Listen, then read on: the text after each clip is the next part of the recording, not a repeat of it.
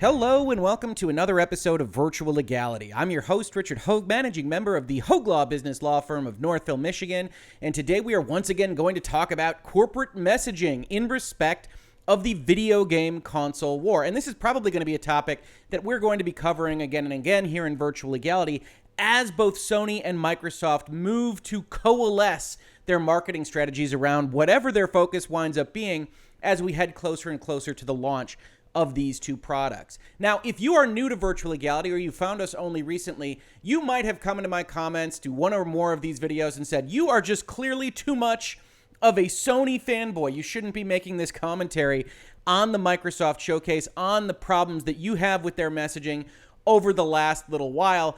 And if you think that, I think this video is going to change your mind. Certainly those of you that have been with me in Virtual Legality for a longer period of time know that we don't take any prisoners when it comes to commentary on corporate messaging or marketing or any of those kinds of things. We're fans of good messaging. We're fans of good products and good companies. But if we see these faults, if we find these errors, we definitely like to analyze them in this space. And I certainly think Sony has its own issues to answer for. So in respect of these past two videos where we've gone over some of the things that we have seen Microsoft change, especially after last Thursday and the reception that they got, or more precisely, the reception that they didn't get to some of what they showed last Thursday in their showcase, I want to talk to you a little bit about PlayStation, and most specifically, why I don't think that their messaging really is any better than Microsoft's at this point in time, and in some respects, especially with respect to dishonesty, a little bit worse. So to give you a little bit of a framework for that, let's go back in time to June of this year, just a month or so ago, when Sony PlayStation had their big PlayStation 5 blowout. And I've pulled up their blog post, the Everything You Need to Know, and it basically does say everything you need to know. We're going to sell this system, and we've got some first-party things to announce, the primary one of which is this Marvel's Spider-Man Miles Morales product. It's the only one that is labeled as coming out this holiday, which I think everybody has rightly read to mean the launch of the PlayStation 5, because nothing else that Sony showed, Horizon or Ratchet & Clank or Gran Turismo 7 or their Demon's Souls remake, nothing was given a date, nothing was indicated to be a launch product from Sony. And so Sony fans, people that want to be excited about buying a PlayStation 5, especially for what Sony puts out there into the world, have only this Marvel Spider-Man Miles Morales product to be excited about. And if you watch this showcase, you saw that this was basically just a teaser trailer with a couple of shots of Miles running around a Christmas time, or at least winter time, New York City, probably the same map as the current Spider-Man, which is one of our favorites here in Virtual Legality. I think it was our number 3 game of 2018. Highly recommend you check it out. We've got a video on this channel about that. But I couldn't tell, nobody could tell what exactly that product was. It looked like DLC or maybe an expansion. And so after that showcase, one of the things that I said was still waiting on a price and date for the PlayStation 5, of course. But as of this afternoon, I'm a hard Xbox lean. That's right. I was a hard Xbox lean. I thought their messaging was a lot better. I thought they were doing a better job of explaining what it was that their product was.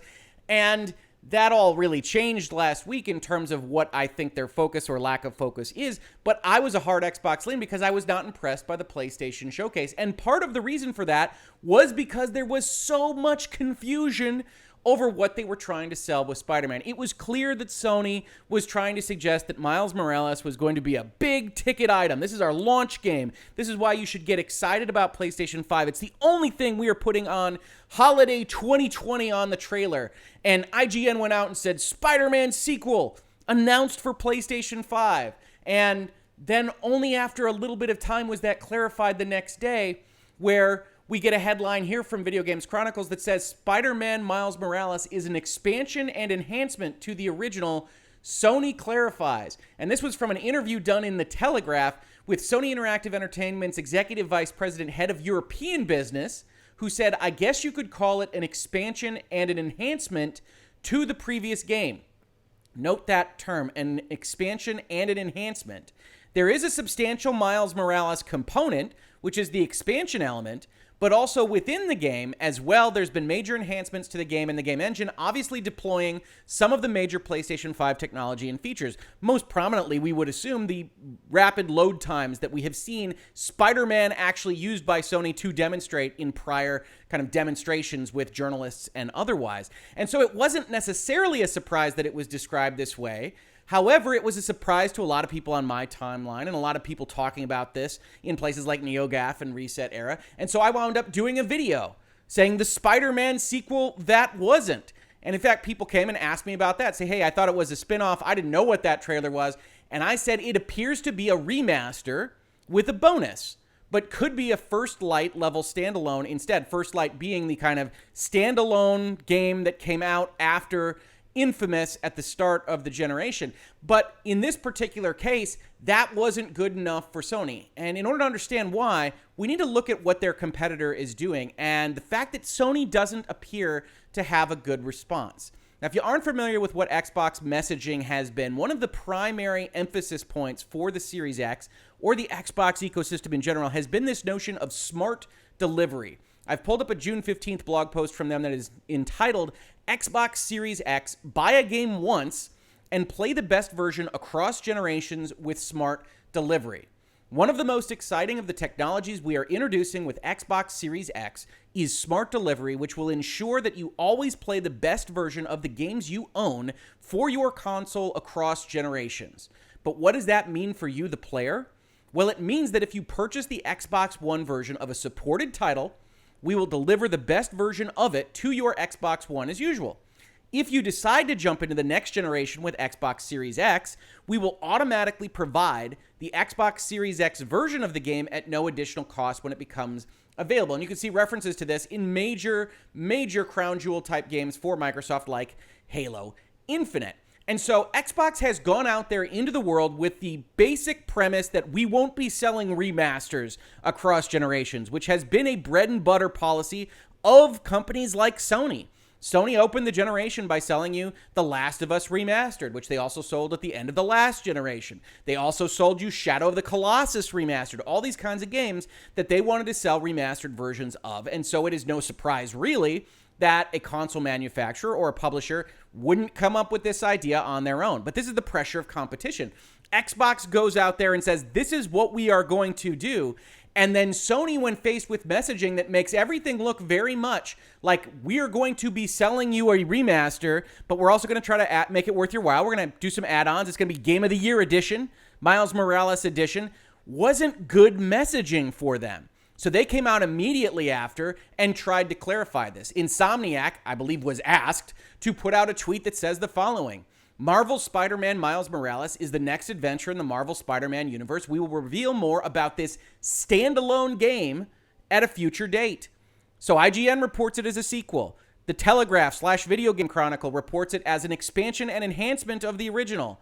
Then Insomniac comes out and says it's a standalone. This gets reported all over the place. Here's the Verge headline. Insomniac confirms Spider-Man Miles Morales is a standalone PS5 game. On the IGN article, remember they were the ones that called it a sequel. They update it to say it isn't a sequel, but a smaller standalone game, and they update it with some Bloomberg News tweets from Jason Schreier, formerly of Kotaku, who says Spider-Man Miles Morales is not an expansion or enhancement or remaster. Now, that's interesting, right? That's a direct refutation of the executive vice president of Sony's European business operations. It's not an expansion or enhancement or remaster. Sony doesn't want those words connected with this project. Nor is it Spider-Man 2. It is a brand new standalone game similar in scope to Uncharted Lost Legacy, which was, I believe, like a 6 to 8 hour expand-alone type game in the Uncharted universe that sold for $40. Now, everything makes sense so far if that is in fact what it's going to be, with the exception of the fact that we don't usually see that kind of expansion or standalone kind of concept cross generational lines. It's a little bit difficult to say, hey, buy this thing, which is probably going to continue off the story of this prior game, but only buy it on this new console. So if you're a PlayStation 5 fan, if you're just moving over from the Xbox over to the PlayStation family of consoles, buy this, but you won't otherwise be able to buy Spider-Man. So it never quite rang true to me.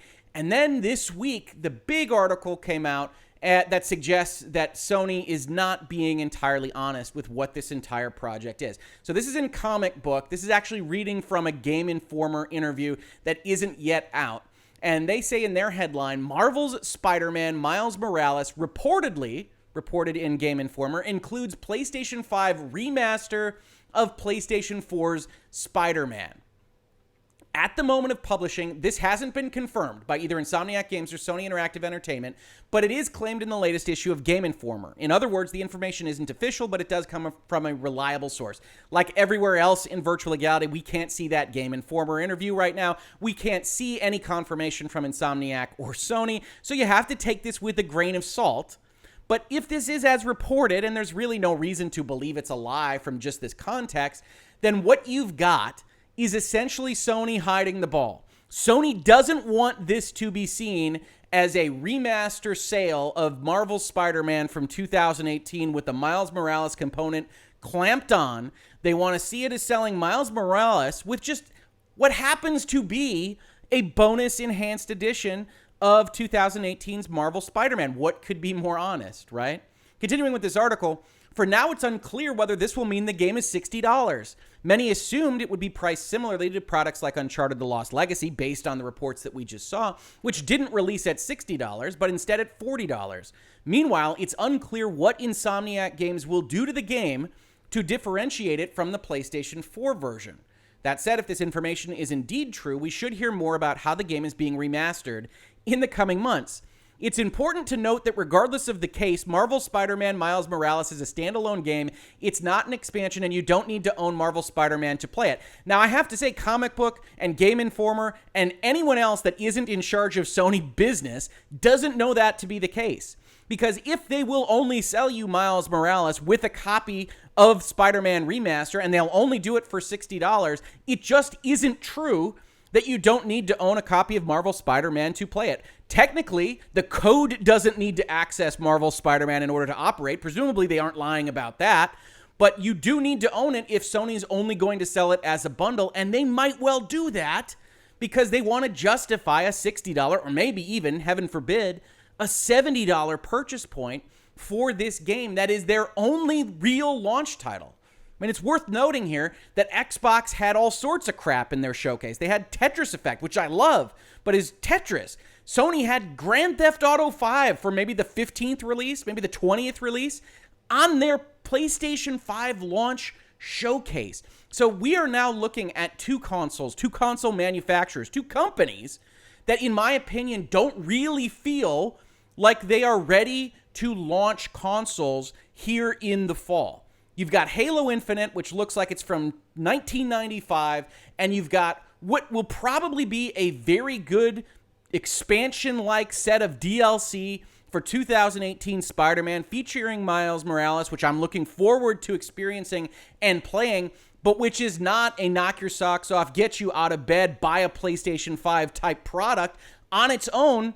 And Sony is obfuscating every single attempt from every outside party to even explain properly what this thing is. And if the intent was always to remaster 2018 Spider-Man and always to release Miles Morales next to that product, as I think is strongly suggested by the quotes we get from their own head of European business, then even more problematically than everything else, this little sequence of having Insomniac go out with this and talking to The Verge and having IGN report on it and all this stuff, giving leaks, quote unquote, to Jason Schreier to go out there and say, oh, heavens, no, it's not an expansion or enhancement, while all the time planning to sell an expansion or enhancement with a Miles Morales component is essentially just lying to your face and asking you to believe them anyway. And I don't really begrudge marketing or public relations or any of these companies from trying to sell you the product on the basis that they think is most likely to be successful. But I do mind these companies treating you like an idiot. They're treating me like an idiot, saying, hey, no, this is completely different. Sure, those are bundled together, but it's not ever what this vice president said because he wasn't allowed to say it at the time. And he probably got chastised and he probably got an email and said, you can't tell people that. And that would have been chastisement for telling the truth to too many people all at once. And here I'll leave it with this. I agree with PC Gamer on Microsoft, right? I've been very hard on Microsoft. They put in their headline, this Halo Infinite screenshot looks bad, but at least it's honest. Finally, a marketing screenshot that actually looks like a screenshot from the game it's promoting.